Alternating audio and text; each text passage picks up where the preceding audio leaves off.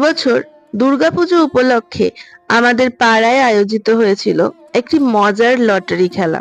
মাত্র 20 টাকার টিকিটে অংশ নিয়েছিলেন অনেকেই, এমনকি দূর দূরান্ত থেকেও মানুষ এসেছিলেন যোগ দিতে। নবমীর দিন ঘোষণা হয় লটারির ফলাফল। প্রথম পুরস্কার ছিল কালার টিভি। এছাড়াও আরো ইলেকট্রনিক সামগ্রী পেয়েছেন মোট 8 জন ভাগ্যবান।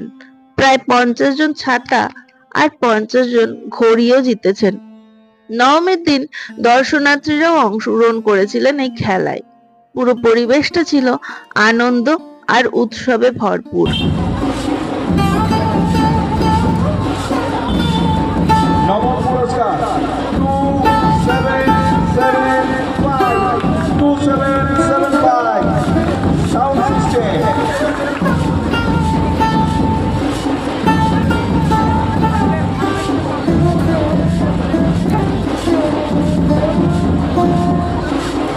অষ্টম পুরস্কার ইলেকট্রিক মিস্ত্রি।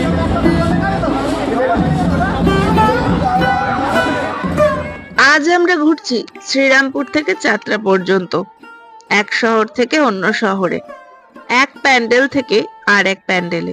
প্রতিটা মোড়ে, প্রতিটা প্যান্ডেলে নতুন এক গল্প, নতুন এক ভাবনা। কোথাও পুরাণের ছোঁয়া, কোথাও আধুনিক শিল্পীর কল্পনার রং। তোমরা কি জানো বন্ধুরা, নবমীর দিনটাকেই বলা হয় মায়ের বিজয়ের সূচনা। আজকের দিনেই মা দুর্গা মহিষাসুর বধ করেছিলেন। তাই এই দিনটা শুধু আনন্দ নয়, এটা আসলে আলোর জয়, ন্যায়ের জয়। নবমী মানে চামুন্ডা রূপের পূজা। এই রূপে মা শুধু যুদ্ধ করেন না, তিনি শেখান শক্তি মানে ধ্বংস নয়, শক্তি মানে ভারসাম্য। তিনি বলেন, যেখানে অন্যায় আছে সেখানে প্রতিবাদী পূজা। মা দুর্গার 10টি অস্ত্রের মধ্যে প্রত্যেকটি এক এক দেবতার আশীর্বাদ। ত্রিশূল মানে জীবনের 3 গুণের ভারসাম্য, সত্য, রজ, তম। চক্র মানে সময়ের গতি, শঙ্খ মানে শান্তির আহ্বান, আর পদ্মফুল মানে পবিত্রতা আর নির্ভীক বিশ্বাস। অর্থাৎ মা শুধু যুদ্ধের প্রতীক নন, তিনি শৃঙ্খলা, শান্তি, ভালোবাসা আর সাহসের প্রতীক। এই প্রতীকগুলোই আমরা প্রত্যেকে নিজেদের জীবনে ধারণ করি। যখনই কোনো অন্যায়ের বিরুদ্ধে দাঁড়াই, যখনই নিজের পরিবারের জন্য লড়াই করি, তখনই আমরা নিজেদের মধ্যে মাকে খুঁজে পাই।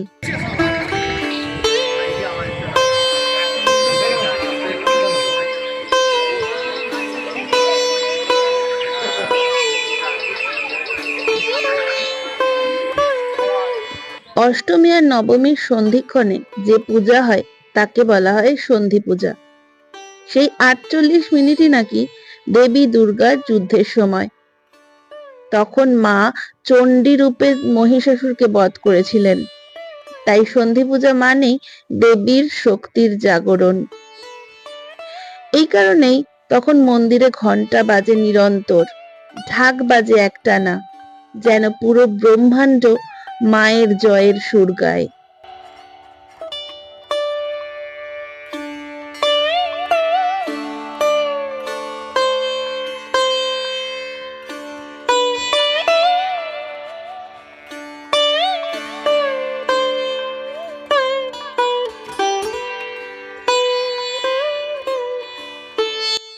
এটাই তো বাংলার আসল উৎসব, যেখানে ধর্ম নয়, ভক্তি একমাত্র ভাষা। মা দুর্গা এখানে কেবল দেবী নন, তিনি পরিবারের এক সদস্য, একজন মা, একজন আশ্রয়।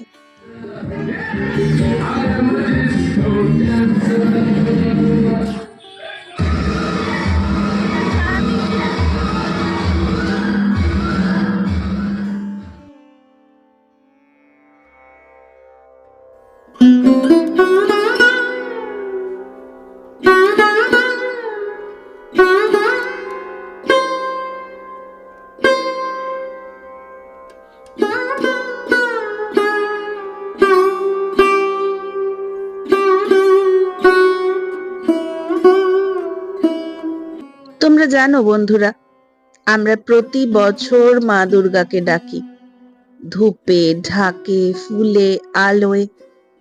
বলতে ভালোবাসি, মা এসো। কিন্তু সত্যি কি আমরা মাকে ডাকতে জানি? যে মা সতী রূপে নিজের শরীর বিসর্জন দিয়েছিলেন ভালোবাসার অসম্মান সহ্য করতে না পেরে, যে মা তার অপমানিত সত্তাকে আগুনে বিলিয়ে দিয়ে পরিণত হয়েছিলেন অগ্নি শিখায়, সেই মায়েরই আরেক রূপ দুর্গা, যিনি অন্যায়ের বিরুদ্ধে অস্ত্র তুলে নিয়েছিলেন। তিনি কিন্তু শুধুই এক মূর্তি নন, তিনি প্রতিবাদের প্রতীক। অন্যায়ের বিরুদ্ধে মায়ের সেই তেজই তো পৃথিবীকে আলো দেয়। তবু আজকের সমাজে আমরা পুজো করি মা দুর্গাকে, কিন্তু ঘরে চাই এক লক্ষ্মী মেয়ে, যে কথা বলবে না, প্রতিবাদ করবে না, শুধু হাসবে আর সেবা করবে। আমরা মা কালীর মাথার আগুনকে ভয় পাই, আমরা মা দুর্গার তেজকে পছন্দ করি না। আমরা শুধু সেই মেয়েটাকেই মানি যে নিজের কষ্ট চেপে হাসতে জানে, যে অন্যায় দেখেও বলে ঠিক আছে, এভাবেই তো চলে এসেছে। আজকের পৃথিবীতে অনেক সতী আছে যাদের আত্মসম্মান প্রতিদিন একটু একটু করে আগুনে পুড়ে যায়। অনেক দুর্গা আছে যারা প্রতিদিন নিজের ভেতরের শক্তিকে চেপে রাখে, কারণ সমাজ বলে তুমি যদি প্রতিবাদ করো তুমি ভালো মেয়ে নও।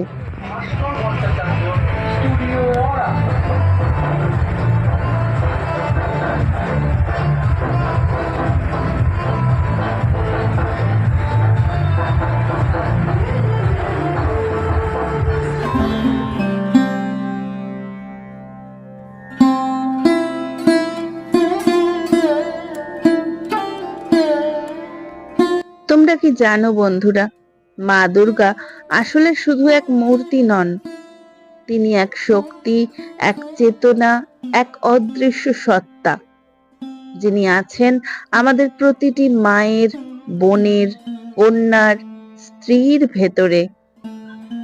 আজকাল দেখি পৃথিবীটা যেন ভুলে গেছে সেই শক্তিকে। নারীর প্রতি অন্যায়, অপমান, অত্যাচার আজও শেষ হয় না। কতজন মেয়ে আজও নিজের কণ্ঠস্বর হারিয়ে ফেলে সমাজের চাপে। কতজন মায়ের চোখে আজও জল, কিন্তু ঠোঁটে কোনো শব্দ নেই। মনে পড়ে যায় এক পুরনো গল্প, যখন দেবতারা অসহায় তখনই জন্ম নিয়েছিলেন মা দুর্গা। সব দেবতার শক্তি এক হয়ে তৈরি হয়েছিল এক নারী, এক মাতৃশক্তি। তিনি মহিষাসুরকে পরাজিত করেছিলেন। কিন্তু জানো তো বন্ধুরা, সেই যুদ্ধ আজও থামেনি। আজও অন্য রূপে বেঁচে আছে অসুরেরা, কেউ অহংকারে, কেউ ক্ষমতায়, কেউ সম্পর্কের আড়ালে। কিন্তু মা আজও আছেন প্রতিটি সাহসী কণ্ঠে, প্রতিটি প্রতিবাদী চোখে। যে মেয়ে অন্যায়ের বিরুদ্ধে দাঁড়ায়, যে মা নিজের সন্তানকে মানুষ করতে লড়ে যায়, সেখানেই জেগে ওঠেন মা দুর্গা।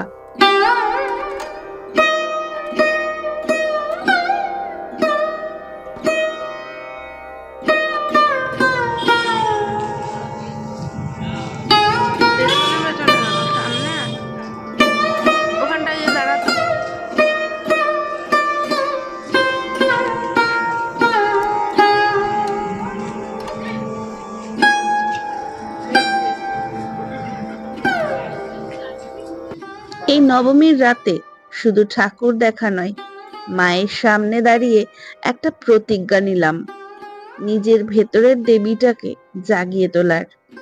মায়ের পূজা মানে শুধু ফুল বা ধূপ নয়, অন্যায়ের বিরুদ্ধে মাথা তুলে দাঁড়ানোই আসল পূজা। কারণ মা শুধু আকাশের মেঘে নন, তিনি আমাদের ভেতরেই আছেন, আমাদের সাহসে, আমাদের ভালোবাসায়, আর আমাদের প্রতিবাদেই তার জাগরণ।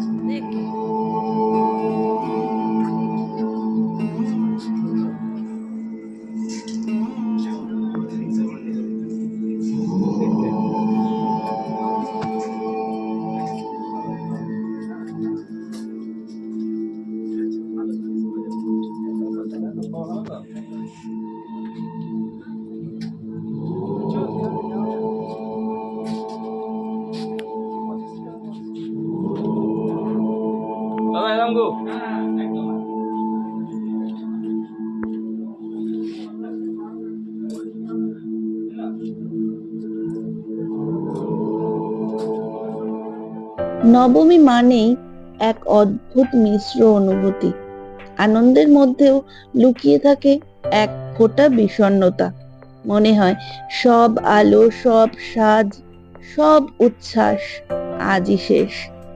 মা আবার আসবেন 1 বছর পর, কিন্তু সেই প্রতীক্ষার শুরুটা যেন আজ থেকেই। তবু বাঙালির উৎসব তো থেমে থাকে না। লক্ষ্মী পুজো, কালী পুজো, জগদ্ধাত্রী পুজো, একের পর এক আনন্দের পালা আসবেই। আর আমি সেই সমস্ত মুহূর্ত তোমাদের জন্য এই চ্যানেলেই তুলে ধরবো। দুর্গাপুজো বাঙালির কাছে একটা উৎসব নয়, এটা এক আবেগ, ভালোবাসা, একটা না বোঝা টান। আজকের ব্লগ যদি তোমাদের ভালো লেগে থাকে তাহলে অবশ্যই আমার চ্যানেলটার পাশে থেকো। আর হ্যাঁ, তোমরা অনেকেই জানো না, সাবস্ক্রাইব করতে কোনো টাকা পয়সা লাগে না, কিন্তু তোমাদের একটা সাবস্ক্রাইব আমার কাছে অনেক বড় প্রেরণা। আর যদি লাইক কমেন্ট করো তাহলেই বুঝবো আমার পরিশ্রম সার্থক হয়েছে। আজকের মতো এখানেই শেষ করলাম, দেখা হবে অন্য ভিডিওতে। তো আশা করি ভিডিওটা তোমাদের ভালো লেগেছে। আজকে নবমী, মানে আজকে শেষ রজনী, তো সেজন্য বেরোতে হয়েছে বাচ্চাগুলোর বায়নায় পড়ে। নালে আমার একদম ইচ্ছে করছিল না বেরোতে, কারণ 2 দিন ধরে এত রাত জাগা হচ্ছে, এত রাত করে বাড়ি ফিরে ঘুমানো, আবার সকালে ওঠা, তো শরীরটা খুব টায়ার্ড ছিল। আজকে একদম ইচ্ছে ছিল না বেরোনোর। তো যাই হোক, তাও বেরিয়েছি, ভালোই আনন্দ হলো। তো আবার আসছে বছর পুজো। যাই হোক, আশা করি তোমাদেরও পুজো ভালো কেটেছে। তো তোমাদের কার কিরম পুজো কাটলো তোমরা কমেন্টে অবশ্যই জানিও। আর আমার দেখানো পুজোগুলোর মধ্যে তোমাদের কোন ঠাকুরটা সবচেয়ে বেশি ভালো লেগেছে, কোন প্যান্ডেলটা সবচেয়ে বেশি ভালো লেগেছে, এটাও অবশ্যই জানিও, আমাদের ভালো লাগবে। আর এরকম ভিডিও আরও আমি আনবো, তোমাদের উৎসাহ পেলে আরও অনেক ভিডিও বানাতে ইচ্ছে করে। তো যাই হোক, পাশে থেকো, চ্যানেলটাকে সাবস্ক্রাইব করে রাখো যারা নতুন। টাটা আজকের মতো, আর সবাইকে শুভ বিজয়া।